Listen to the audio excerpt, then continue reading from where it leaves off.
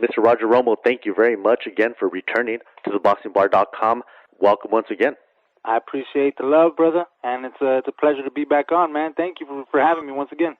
First of all, let's get some out of the way. You have a huge, ever-growing Facebook family. It's going to be posted on there, of course. This is your chance to go ahead and say hi to everybody. Go ahead and throw shout-outs to all your Facebook people. Go ahead and throw down, man.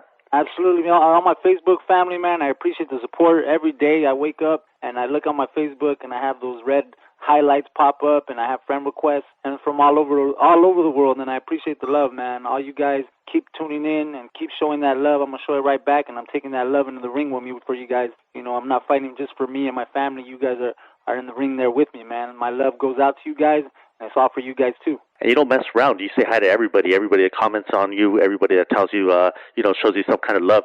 You comment on everybody just straight up. I feel like that's a big part of boxing. A lot of people forget about the fans, and that's what makes somebody. I mean, everybody says, well, you only got a few fights. You're barely coming up, and you'll forget about that. But honestly, I would probably be the same way. I'd probably be on my computer stuck all day because I don't know if you saw the video when I'm at the barbershop with Kelly. He's like, what would you do if you didn't have your phone? And I'd be like, I don't know, because I stay on my phone and I try to respond to everybody because they took time out of their day to say something to me. So I feel like it's only right to do the same. It's not an obligation, but I feel like it's love. So I got to give that love back. You know, I feel like if I wanted to say something to someone would be like, man, this fool ain't even talking to me. You know what I mean? And I'm not like that, you know, because I'll talk to anyone. I'll sit down and have a conversation with anybody, man. I'm just an all-around cool guy like that. And hopefully, you know, people will start seeing that and the fan base will keep growing, you know? Perfect mentality, and that's why I think you have so many followers and so many people loving you so much when, you say what you do every day on Facebook. And, my personal thing, too, you always respond to me, and thank you very much for that, man. You've been pretty much a gym rat for several months already, from before your last fight to even this fight. You're taking this week off, like you said. How do you feel at this moment physically, and how do you see yourself getting back into the gym next week and from there forward? Well, you know what? I always feel good when I'm in the gym. I feel like, honestly, I get bored when I'm here. This week I've been bored, so I'm not supposed to be doing anything. I'm supposed to be resting and that, but I still went to the gym. I mean, I ran Monday. I went to the gym yesterday and lifted. I lifted heavy. I actually maxed out on the bench just to see what I could do. I maxed out with 2 plates on each side just to do it up, and that was after the whole workout. And today I ran 6 miles, but I'm supposed to be resting. But I'm resting my body from the boxing because the boxing is the hardest part of the training. Everything else is easy. So, I always feel good once I stay in the gym because you stay sharp. Everything. It's not like you have to train to get back to where you were. If you leave off starting camp to where you were the last camp, you just get better. And I've noticed that. I've seen it with a lot of different fighters that would do that. So I figured I'd do the same. What would you say is going to be your normal, regular weight class at this point? We're looking at trying to get down to 160, but I don't know. I think I'd probably feel a little weak. I mean, this last fight, I great. I felt fast. I felt my reflexes were good. I just feel that we could build ourselves up to be a really, really strong 168 because I think on the skill-wise, intelligence and speed is there, foot movement, reflexes and everything are there. I just feel like I need to build up on more strength because since I'm always moving, I never really set too much. So I got to be able to kind of learn that Ali stuff where he used to be in movement and then be able to hit you and hurt you. And a lot of fighters like Bernard Hopkins could do that. He doesn't have to set. It's just about that fast pop. So I think I just want to not get down, maybe stay at 68, but try to build myself to be a strong 168. So I think 68 is going to be the place for me to be. You seem to be a perfectionist in everything you do, whether it be training or whether it be boxing itself. What did you learn from your last fight, and how are you going to capitalize or change anything you might have done wrong in your last fight? Honestly, my last performance, I gave myself like a B because I got hit more times than I wanted to, and I don't even know it was in the single digits, but still. One thing that I know for a fact that I did, and I'm going to capitalize this time, is would roll out, and the guy was, falling into the ropes. I kind of just stood there and waited, but you don't have to do that. I was just being a good sportsman, and a lot of these guys, if they had that opportunity to do that to me, they would. So, I'm not going to do that. I caught myself at the very end. I was about to do it because I made the guy, basically, I made a miss, and I rolled out, and his back was to me. His face was exposed. I should have jumped on him and let some punches go, but I didn't, and that's not going to happen in this fight. I'm going to make sure that we work on that a lot in sparring. We've been doing that on the mitt work with Adam. I'll roll out, and he right away, he puts his hands up for me to just start throwing, so I'm going to capitalize on doing that. If I make you miss, I'm definitely going to make you pay. Something I noticed in the first few rounds, especially in that fight, in your last fight, that I noticed is that you put your hands down. I didn't know if that was to try to lure him in or if you were just kind of taunting him. So I wasn't sure why you had your hands down. And when he hit a few times, he did hit you and connect. And like you said, he was a strong fighter. And I know your brother, the Feroz, he always had his hands up, ready to defend himself. Is he just a totally different style than you, or is that your style and you like to lure people in, and that's why you drop your hands down to kind of get that? But honestly, me and Fernando are completely different styles. Fernando was an aggressive boxer, puncher. He was a very, very accurate puncher, very accurate. He had a lot of ring generalship. I do this like the hands down. A lot of people say, "Well, you're trying to copy Sergio Martinez." Well, I've done this since I was a kid. The people that know me, you could ask Robert Garcia. When I was a kid, I used to box with my hands down. Training with Sergio, we would both have our hands down, sparring each other. But it's more like you can use it as a defense mechanism. It's like you always have to know your distance in between somebody. Even Sergio gets hit when he has his hands down. He's gotten hit. I mean, I got hit a few times. I think I was 4 times this fight that I got hit. But the thing is that you use it as a defense mechanism. You can feint while you have your hands down. The guy will pick his hands up, and if you didn't see an opening before, take a little pivot step to the side, and he's already offset, and he has to reset again, and you're already catching a breath. So you could use it as a defense mechanism. You could use it to lure him in. You could use it to taunt him. You could use it. I mean, honestly, the other reason why I did it was because my little girl was nervous, and she was here in the room with me before we went up to the fight, and I told her, she goes, "Papi, I'm nervous." I go, "Baby, okay, why are you nervous?" She goes, "I don't know, I don't want him to hit you." I go, "Listen, baby," I go, "when you see me drop my hands, whatever round it is, as soon as you see me drop my hands and keep them down, that means I feel like I got him already.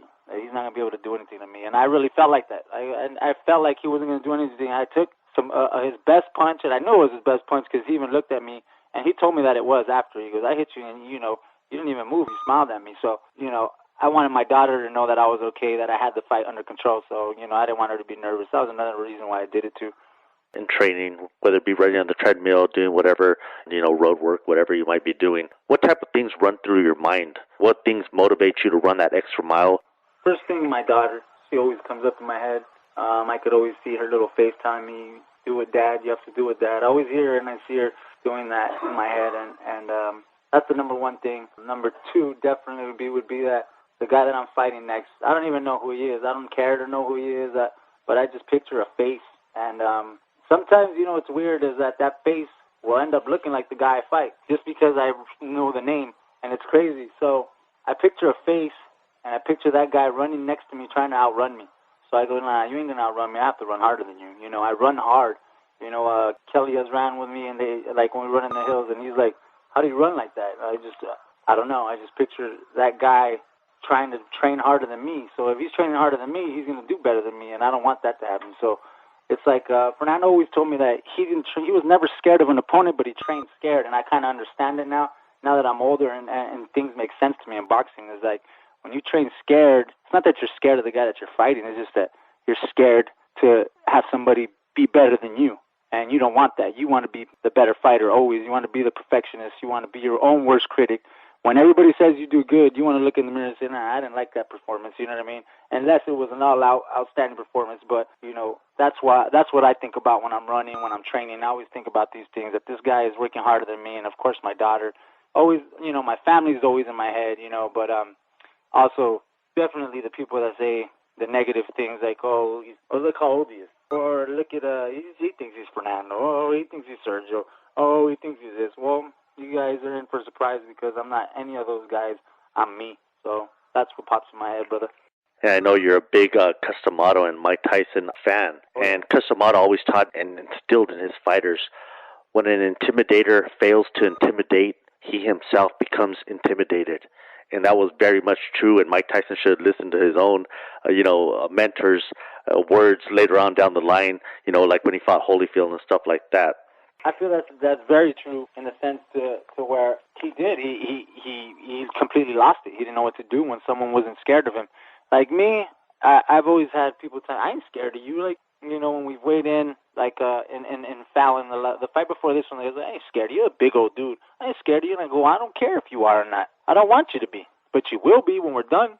You will be scared. I don't want you to be scared of me. If you are, that's sad. You shouldn't be fighting. I don't care. I'm not scared of anybody. I'm not going to be scared. I don't care if you're bigger than me. I fought guys that are bigger than me, stronger than me, hit harder than me, but there's one thing, you got to hit me. You're not going to hit me. So I feel that whole intimidation factor is a good thing, to be able to intimidate somebody, but at the same time, you got to be able to back it up. And I think that a lot of people that like do that intimidation thing, they kind of depend on one thing, and it's power. Me, I'm not going to intimidate you with power. I'm going to intimidate you with intelligence, with speed, with movement, with generalship. That's what I'm going to intimidate you with. So what good is power if you can't land it? You know what I mean? You can't hit what you can't see. That's what Muhammad Ali always said. Your brother, he's a big influence in your life in so many ways. Is he there for you? And if so, what type of influence or advice does he bring on to you as his little brother and as a fighter himself? Fernando's always been there for me. He's always been a harsh critic, you know what I mean, because he's always expected a lot from me because, he knows me. He knows his little brother, and he's always said that I've had a lot of talent, and he kind of shied away from me when I wasn't focused. And now, we talk all the time, man, and he's like when I seen him, I went to Vegas after my last fight. I went over to my sister, my other brother, went to hang out. We had a good time. We're just out there. We were eating, and Fernando goes, "Can't be fighting with your hands down." And I go, I felt comfortable, bro. He's like, "Yeah, but you can't be fighting like that." He jumped on me real quick. You can't be fighting like that. I'm like, I go, I know, bro, but I was comfortable. I had it measured already. I felt good. And he goes, "No, okay, well, that's understandable. If you felt good, then cool. But you can't do that all the time. Or you come up to these fights where you're fighting guys that will match you in hand speed or match you whatever. You can't do things like that." I go, "Oh, absolutely, I know that, But if I feel comfortable, I'm definitely going to do it." And he goes, "No, yeah, if you can get away with it, then yeah, most definitely do it. But if not, you got to always have a different game plan. You have to have a plan A, a plan B, and hopefully a plan C." So Fernando has actually given me he's passed on a lot of his ring generalship. He showed me some sneaky little inside moves that you can do. Fernando's definitely a big influence on me, and I've always had that mentality where I don't want to let him down either. So Fernando's a 3-time world champion. I just want to accomplish half of what he's done. So something that he very much did, and I could tell from how you are and how you were in that last weigh-in for your last fight. You're not afraid to go face-to-face or nose-to-nose with somebody. Of course, Fernando did that with Raul Marquez. He did that with Oscar. He did that with, Mayorga. He did that with Trinidad. You guys flare up at the drop of a dime. You won't hold back. Why do you think that is? This last guy, he didn't want to look at me. And it was funny that you say that because my little brother, big brother, he's like as big as me. His name's Felix. We're at the weigh. We're about to weigh in or whatever. And I step off the scale, and I'm like standing there waiting for that stare down. And I heard my little brother, he goes, "Look, this is my brother's favorite part." He goes, "This is his favorite part. Watch." When they look at each other straight face to face. This guy didn't want to look at me. I felt like I already took his heart at the weigh-in. But if this next guy that comes up and he wants to look at me, I want him to, because I want to look in the eyes and I want to see what he has inside. Honestly, Scarface said it best, man. The eyes, Chico, they never lie. And I believe that. Fernando was the same way. He could look somebody in the eyes and he could definitely see the fear in somebody. He was scared. But, bro, he was looking dead at you. He was scared. And I go, okay.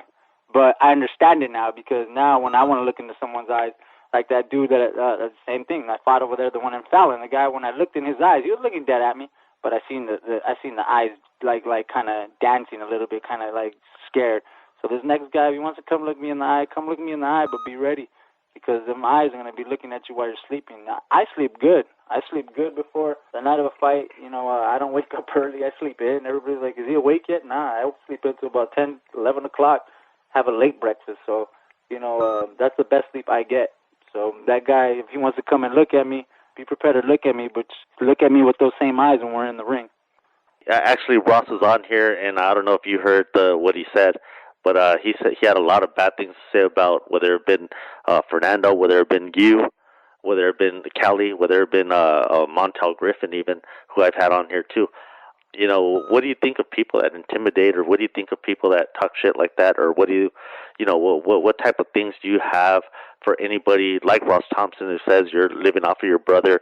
Does that motivate you? Does that put you down and demotivate you? I mean, how do you take that type of criticism when somebody like that talks, shit about you? Well, to me, Ross Thompson is nothing but a stepping stone. He was a 92 Olympic. I don't know. He said he made the team. I don't remember him being on the team. The only standouts in that class were Oscar, Raul Marquez. I mean, Ross Thompson, who were you? You know, you were a stepping stone. You weren't anything. You know, you tried to get crazy out of the way, and my brother, he put you to sleep. Jeff Lacey was coming up in his career, beat your ass. Kelly Pavlik, beat your ass. You know, you ain't shit but a stepping stone. And you want to talk down on me, that's fine, you know. He's a stepping stone. That's all he is. If he wants to talk saying I'm living off my brother's name, well, my last name's Romo. You know what I mean? And I barely decided to start taking this game serious. And you look on me and you look on Ross Thompson, and I guarantee you I get more YouTubes and I got more friends than he does on Facebook. So that goes to show you that more people will follow me than follow your fat ass. And he's fat. And he tried to say that I was excuse my French, dick riding him in Connecticut, and this is on Everything I Love, man. When I walked into the buffet where he was, because I went to Connecticut to support Sergio Martinez while I was helping at the time, he looks at me, and he kind of looks at me with a face, so I looked at him the same way Fernando looked at him, and he kind of thought I was Fernando. He walked up to me, and he goes, hey man, you Vargas' brother, right? And I go, yeah. And he goes, no, man, I knew that was you, man. He puts his hand on me, like, hey, what's up, man? Hey, how Vargas doing? I follow him on Twitter. I go, oh, yeah, you follow him on Twitter? I wouldn't be following somebody who beat my ass on Twitter, to tell you that much. That's one thing I'm going to say. But another thing, so he tried to say that I was over here kissing his ass, and I'm like, man, because he was posting on my brother's wall saying that I was deriding him. I was like, man, come on, man, nobody cares about you. You brought an opponent to that fight to fight one of our guys from Oxnard, you know, and he lost. And you say you're a trainer. You ain't a trainer. Tell Ross. And if Ross is listening when this interview comes out, Ross, we need an opponent for this next fight. Bring me one. You could collect your $300 check, and if just for coming out over here, I'll pay you an extra $100. So you know you could eat for a week or whatever it is, fat boy. You got my attention right now when you brought up Sergio Martinez, and you said a little follow-up, little comment there, and you said when I used to follow him. Did something pop up, or is there some kind of tension between you guys? Because the last I remember, you and him were pretty tight. Yeah, we were tight, you know, but a lot of politics have happened. There, people moved Adam out of World Crown, which was, you know, basically his dream to start World Crown, and they moved him up to try to like buy out the area that he was renting because Adam was, you know, it's politics. And like, wait a minute, when you came over here for the Bunema fight, you know, you guys needed sparring. Gabriel came to Adam because they knew that Adam was training me. We need sparring, and Adam told me, hey, you want to spar with him? I go, yeah, I'll spar with him. So from there, a relationship formed, and Gabriel Gabi liked the way I trained, or I sparred, or I moved, and he's like, I like the way this kid moves. I'll work with him. I'll take him off your hands. I'll work with him and have him work with Sergio. They could run and do everything together.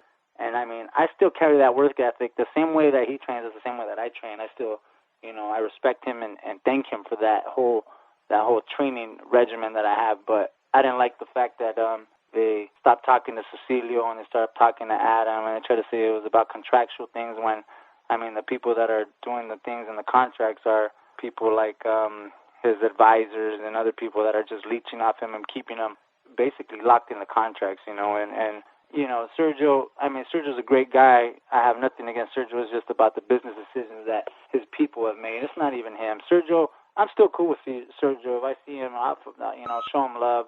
I didn't say when I followed him. I said when I helped him. That was when I helped him out. I'm not helping him out no more. You know, I'm trying to help out my boy Kelly. You know, Kelly's a solid dude. Shows me nothing but love. Calls me every day. You know, since he left from this last camp, he's been calling me every day. How am I doing? Are we ready to start this next camp?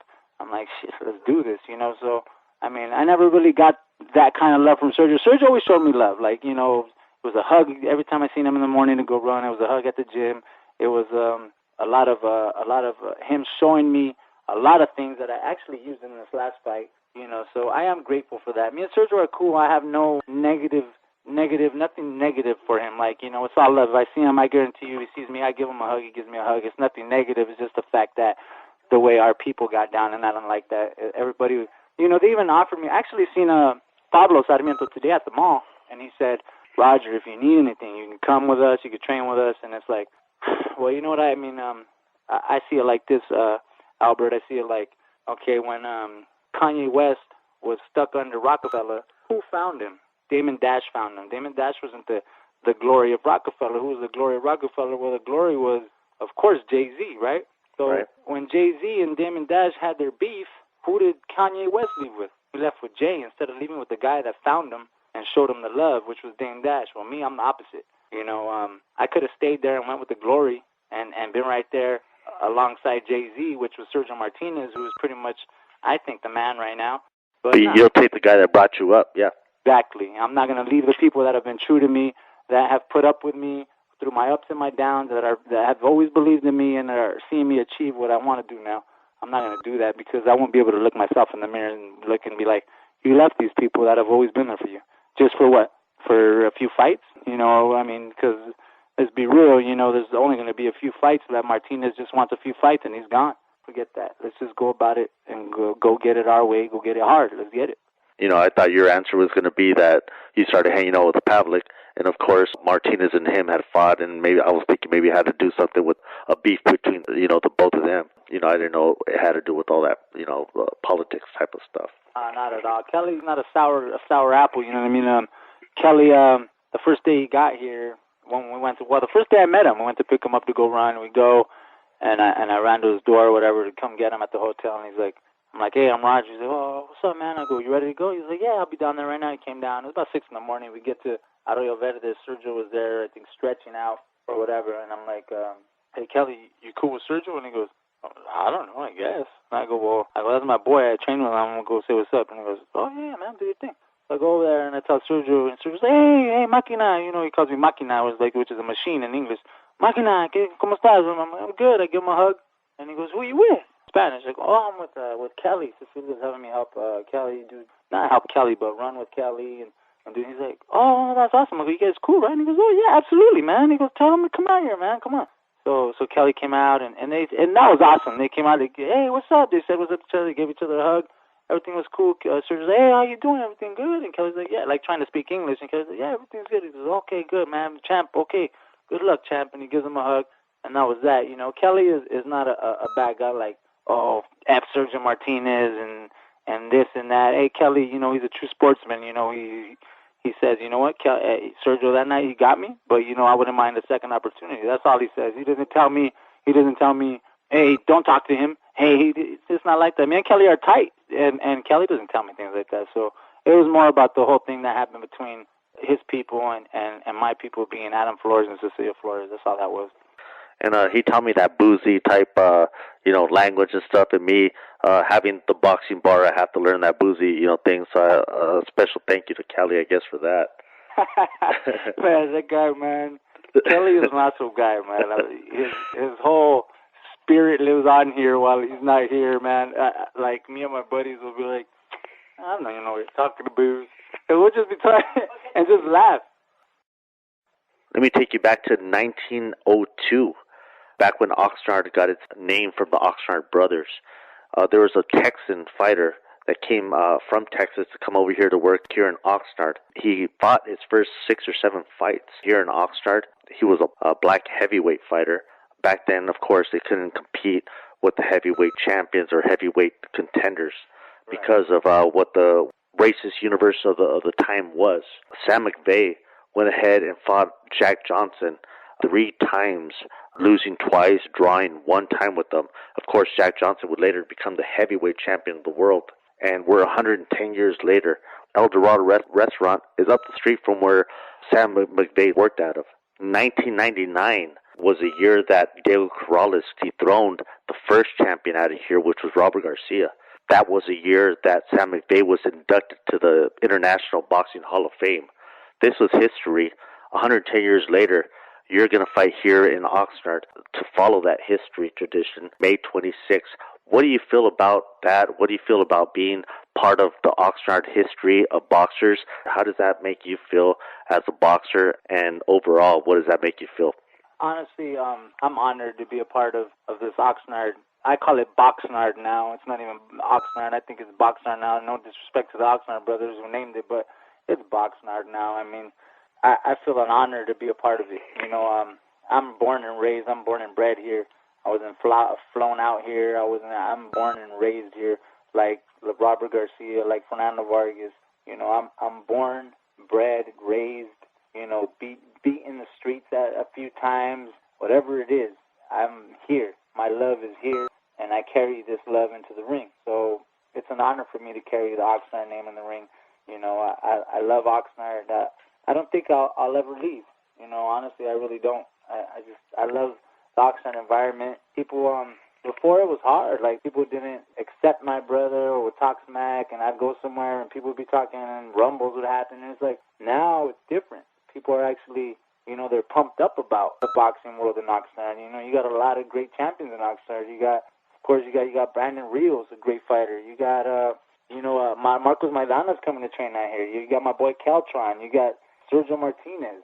All these fighters. Brian Valorio was training out here. You have all these, Margarito. You got a bunch of talent that's just coming into this area that just has been known for strawberries for a long time. I feel honored. I got to carry into the ring, and I carry Oxnard. I carry the 805, not just Oxnard, the whole 805, all of Ventura County. I want to carry that into the ring with me and all that love and all that history and be a part of history myself. I want to make history myself. I don't just want to be a part of it and be like, he did his thing. He was okay. Nah, I want people to be like, that guy, man, that guy carried Oxnard too. Because obviously, if you put Oxnard as a globe, Fernando and Robert basically carry it. So I want to be able to at least, you got to throw Mikey Garcia in there too. That's another one that I want to shout out. My boy Mikey Garcia, who annihilated Burnaby Concepcion, who's also a great fighter. Man, Mikey Garcia, he's younger than me. I remember Mikey when he was a kid. Mikey's a slick, intelligent fighter. He's going to be a world champion very, very soon. That's another guy you guys better look out for. Mikey Garcia, I have nothing but respect for him. Like I've always said, easily, he is a safe bet to say that he is and will be the one of the next world champions from Oxnard. Absolutely. I totally agree with you, Albert. And Mikey, not just that, being a good fighter, great fighter, he's a great person, he's a good guy, real humble guy, real intelligent guy.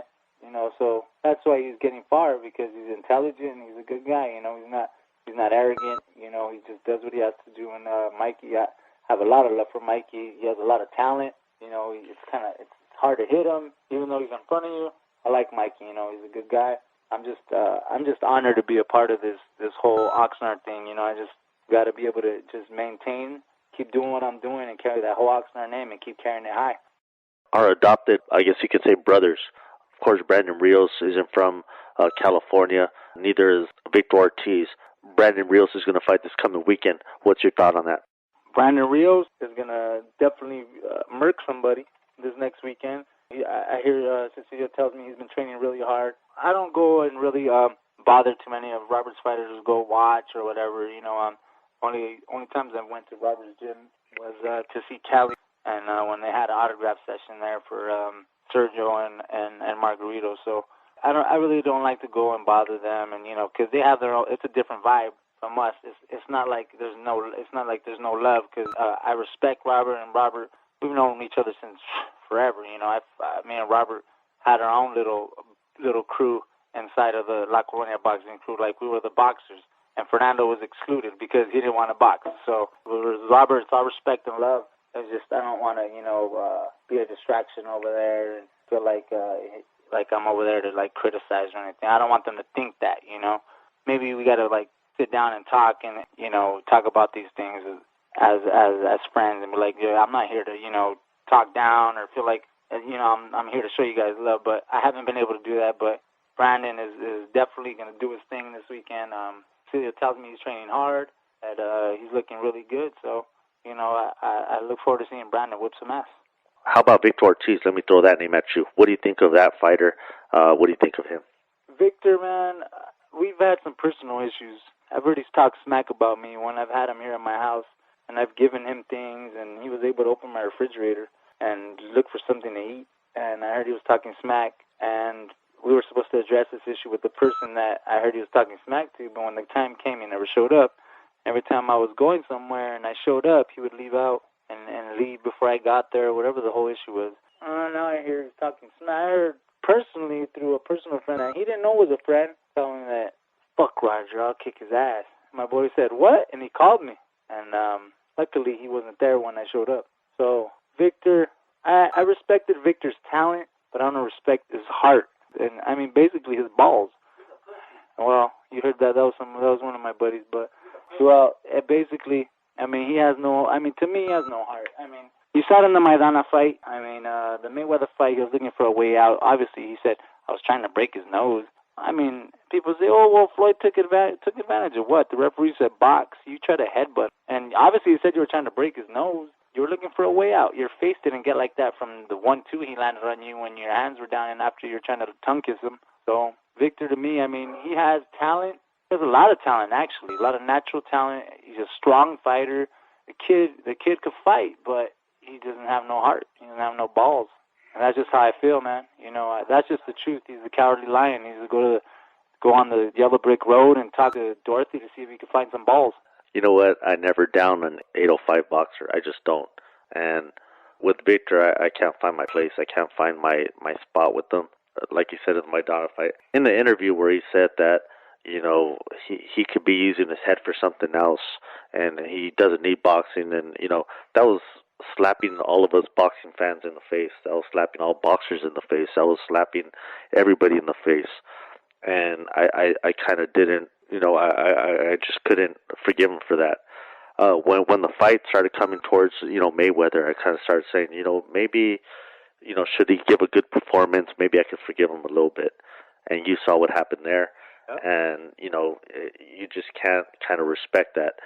And then for him to, at the interview thereafter, you know, say, well, this is what happens, and oh, well, so this is what happens.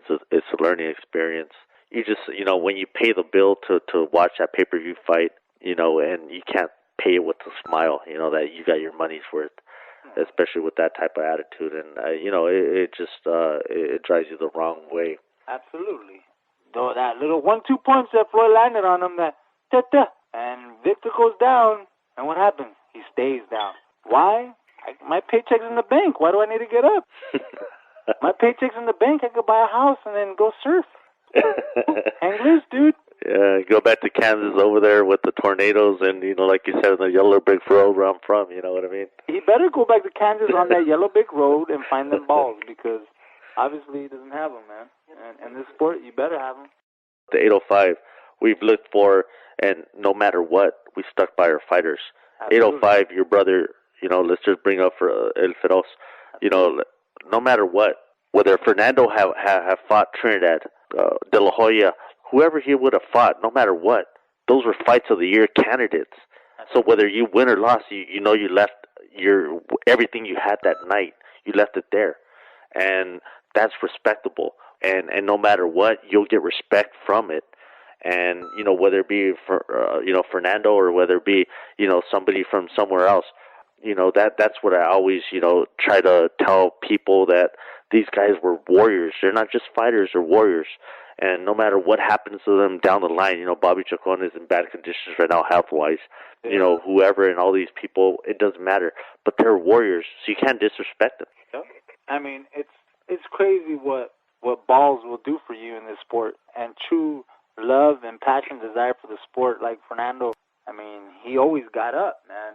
He always got up. And that's why that song he went into the ring with, No Me Sé Rajar, I don't know how to quit, is what it translates to in Spanish, to English from Spanish. It says, No Me Sé Rajar, I don't know how to quit. And the song says, Aunque esté perdido, no me sé rajar. Even if I'm lost, everything's lost, I still won't quit. I mean, in that ring, you saw when my brother got hurt, he didn't know where he was. He didn't know, are you okay? Yeah. Are you okay? Yeah, let's go.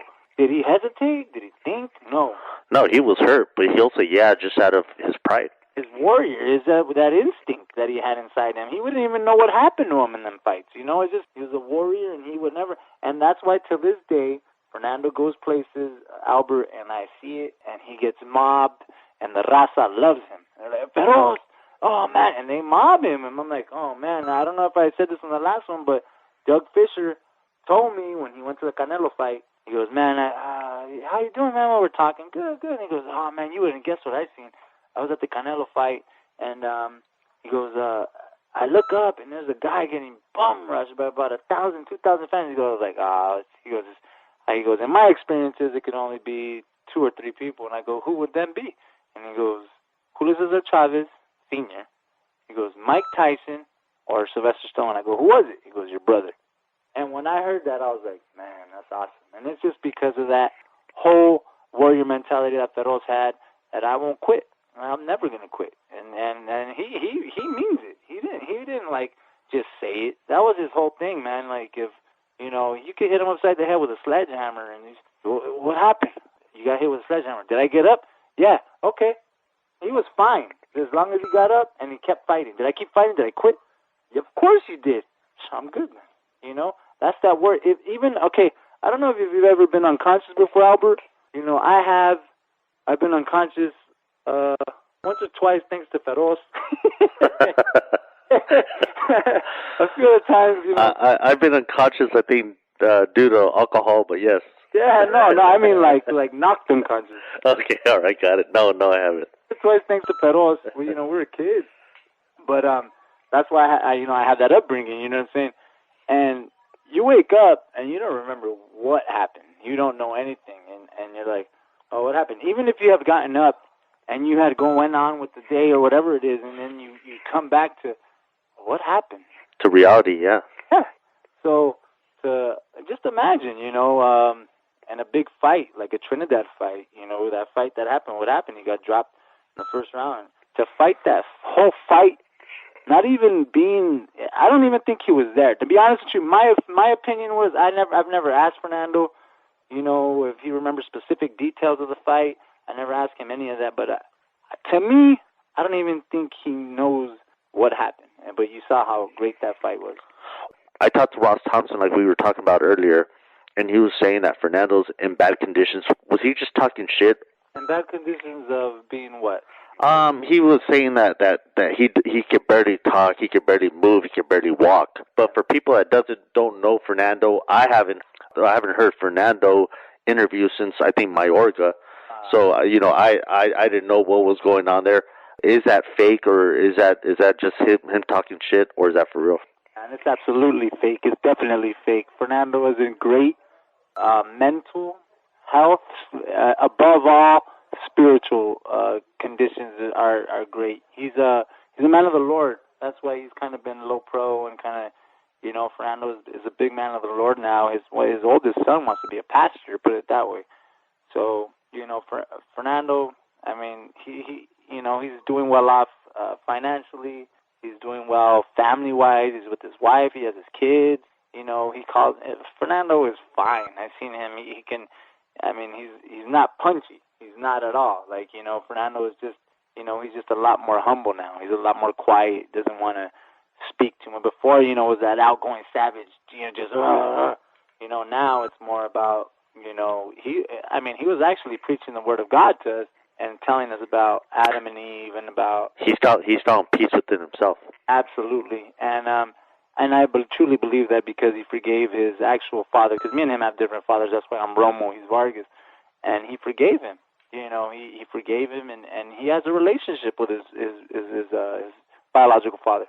And for him to do that, I never thought he would do that. And he has a great relationship with him, Fernando. And he has a relationship with God, obviously. Absolutely. And he's great. And then Fernando, he'll post on Twitter, I bow down on my knees to the only man I'll ever bow down to, which is God. And it's true, because when we were kids, he used to do it, and he carried that on. And he would always tell me, hey, Roger, when we pray, we have to pray on our knees, because they had beds right next to each other. We have to pray on our knees.